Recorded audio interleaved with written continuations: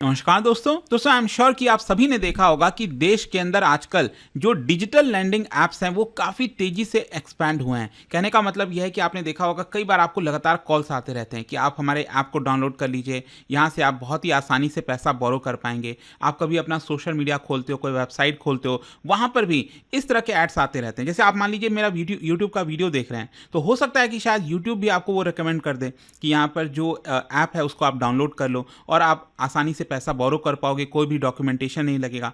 Problem क्या होता है ना कि एक बार आपने पैसा बोरो कर लिया, फिर आपको जिस तरीके से हैरेस किया जाता है, जिस तरह से एक्सप्लॉइट किया जाता है बोरोवर को, इसकी वजह से काफ़ी चिंता बढ़ गई थी। और फाइनली इसको देखते हुए जो आरबीआई है वो नया डिजिटल लैंडिंग रूल्स लेकर आई है। आप देख सकते हो खबर, RBI mandates reporting of digital lending apps from May 13 what borrowers can expect. तो उसको थोड़ा सा डिटेल में समझेंगे कि एग्जैक्टली चेंजेस क्या हुए हैं, यहाँ पर आरबीआई कैसे नियमों में सख्ती ला रही है ताकि यहां पर जो बोरोवर और लैंडर दोनों को एक प्रकार से फायदा हो सके। चलिए शुरुआत करते हैं, लेकिन उससे पहले आप सबको बता दूं, आप में से जो भी लोग यूपीएससी की प्रिपरेशन कर रहे हैं, स्पेशली 2026 की जो तैयारी कर रहे हैं, हमारा जो फाउंडेशन बैच है ये स्टार्ट हुआ, उसको अवेल कर सकते हैं। इसकी सबसे खास बात यह है कि प्रीलिम्स मेंस इंटरव्यू सब कुछ की कंप्लीट प्रिपरेशन कराई जाती है। इसमें आपको पूरा का पूरा जो बुक का सेट है वो आपके घर पर डिलीवर किया जाता है, पर्सनल मेंटर मिलता है। तो इसका लिंक कमेंट सेक्शन में दिया हुआ है और आपको यूज करना है ये कोड अंकित लाइव, क्योंकि ये कोड लगाकर आप मैक्सिमम जो डिस्काउंट है वो ले पाएंगे। देखिए सबसे पहले देखते हैं कि एग्जैक्टली हुआ क्या।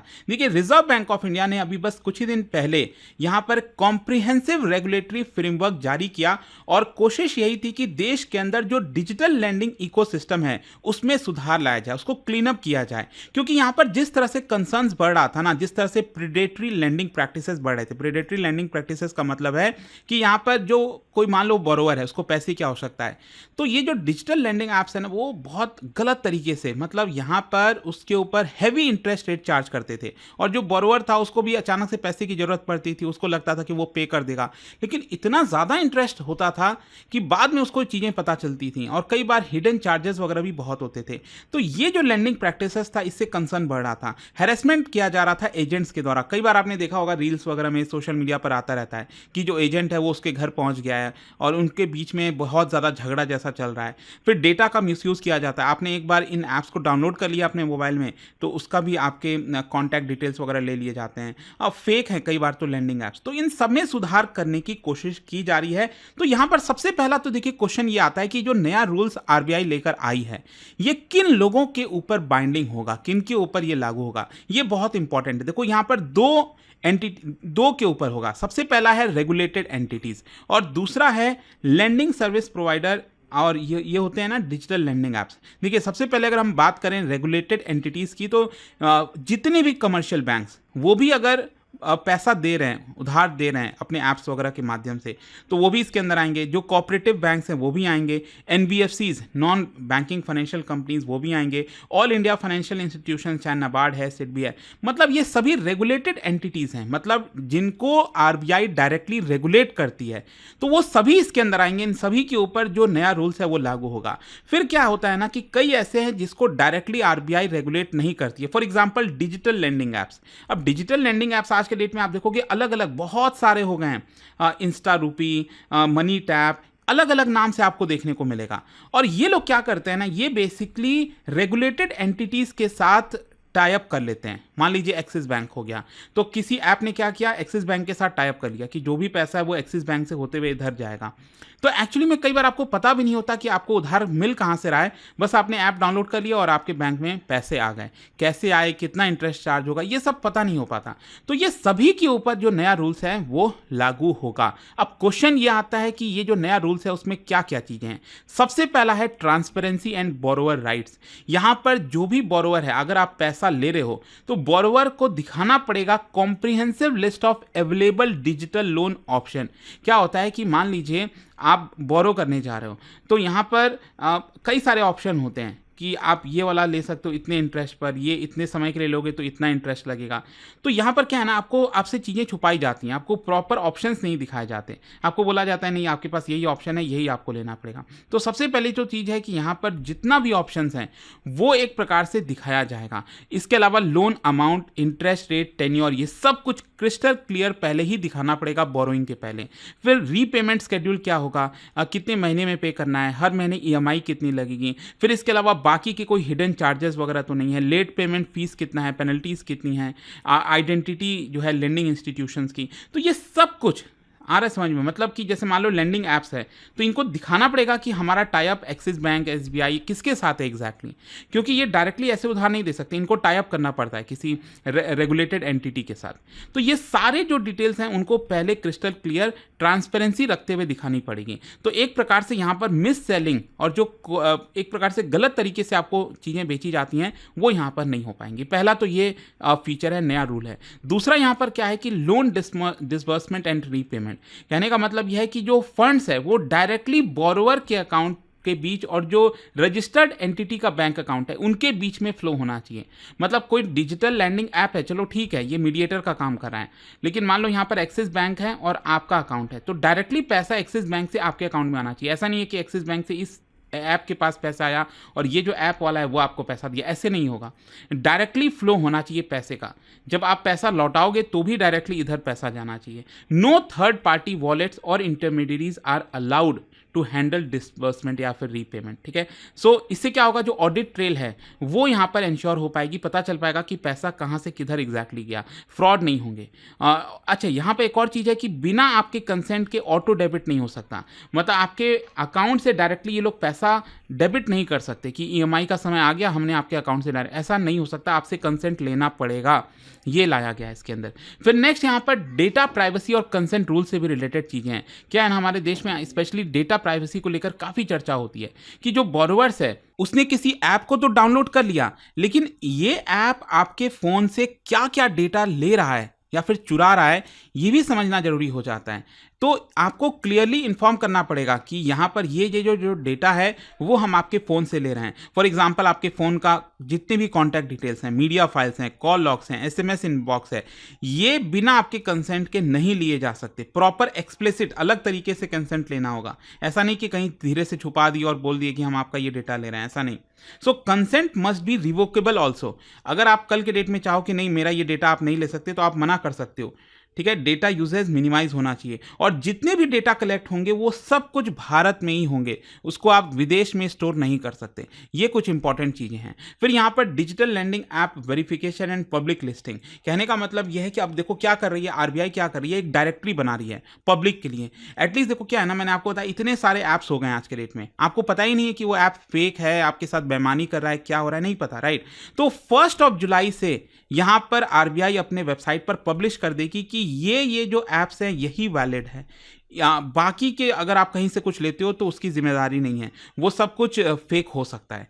तो यहां पर प्रॉपरली बताया जाएगा। और साथ ही साथ 15 जून तक क्या होगा, जो रेगुलेटेड एंटिटीज हैं उनको बताना होगा आरबीआई को कि देखिए हम इन डिजिटल लैंडिंग ऐप्स के साथ काम कर रहे हैं। मान लो एक्सिस बैंक का मैंने आपको एग्जांपल दिया, तो वो बताएगी आरबीआई को कि हमारा ये जो डिजिटल लैंडिंग ऐप है, हम ABC XYZ इनके साथ हमारा टाई अप है। तो वो एटलीस्ट आरबीआई को पता होगा कि एक्सिस बैंक किन ऐप्स के साथ कांटेक्ट में है, मतलब उनके साथ टाई अप में है। और बाकी के जितने डिजिटल लैंडिंग ऐप्स हैं जिनका वेरिफिकेशन नहीं है, मतलब इस पब्लिक डायरेक्टरी में नहीं है नाम, मतलब वो अनऑथराइज्ड हैं, वो फेक ऐप्स हो सकते हैं।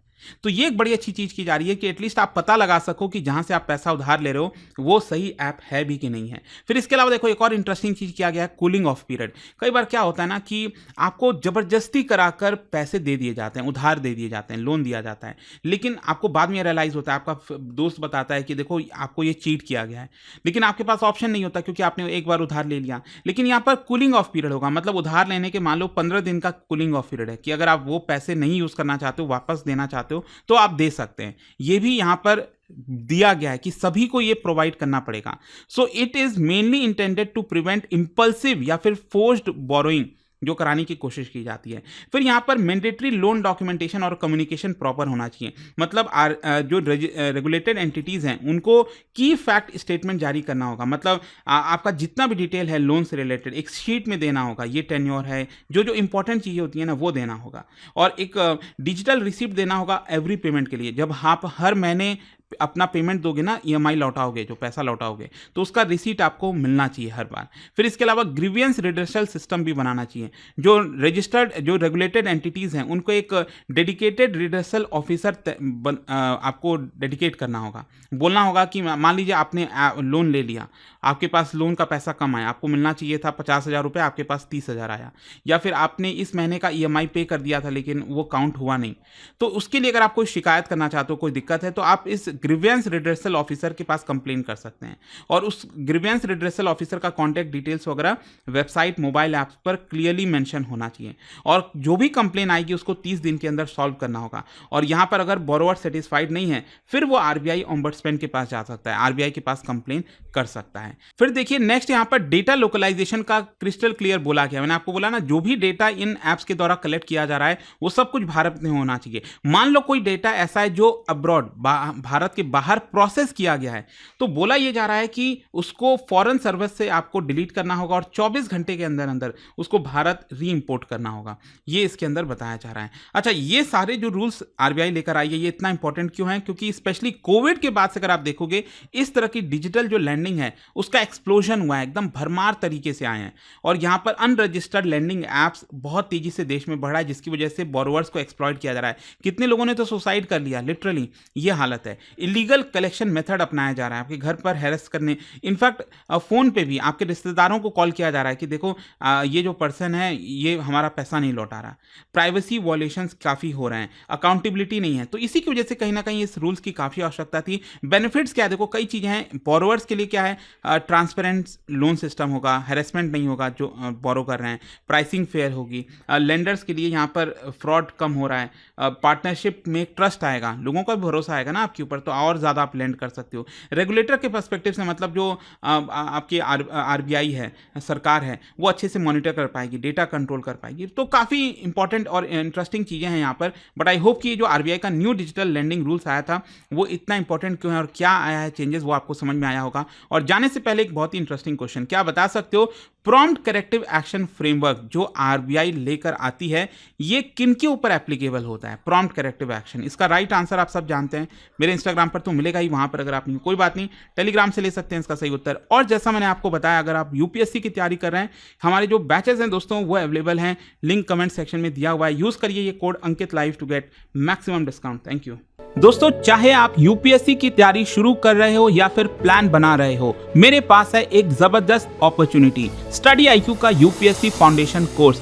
सोचिए, एक ऐसा ऑल इन वन प्रोग्राम जहां मिलेगा आपको सॉलिड तैयारी, 1000+ आवर्स की लाइव क्लासेस टॉप एजुकेटर्स के साथ, personalised mentorship, hand written notes और पीआरपी एमआरपी जैसे फोकस्ड रिवीजन मॉड्यूल्स। स्कॉलरशिप भी हैं दोस्तों। प्रीलिम्स क्लियर करो, पूरा फीस रिफंड लो। हर मंथ टॉप परफॉर्मर्स को मिलेंगे 11,000 रुपीज के कैश रिवॉर्ड।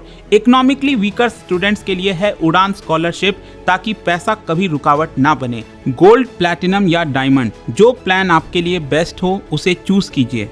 और सबसे खास बात, आपको गाइड करेंगे खुद x secretary Anil Swarup sir, जिन्होंने यूपीएससी सिस्टम को अंदर से देखा है। स्टडी आईक्यू पर भरोसा किया है 2 करोड़ से ज्यादा इंडियंस ने। और अब आपका नंबर है यूपीएससी फाउंडेशन कोर्स के साथ अपना आईएएस ड्रीम सच करने का। अब करना क्या है? बस स्टडी आईक्यू के ऐप पर जाइए या फिर कमेंट सेक्शन में दिए गए लिंक पर क्लिक करिए, यूपीएससी फाउंडेशन कोर्स ढूंढिए। बाय नाउ पर क्लिक करने के बाद डिस्काउंट कोड के सेक्शन में लिखिए ANKITLIVE अंकित लाइव और पाइए सबसे lowest price. Your IAS journey starts now.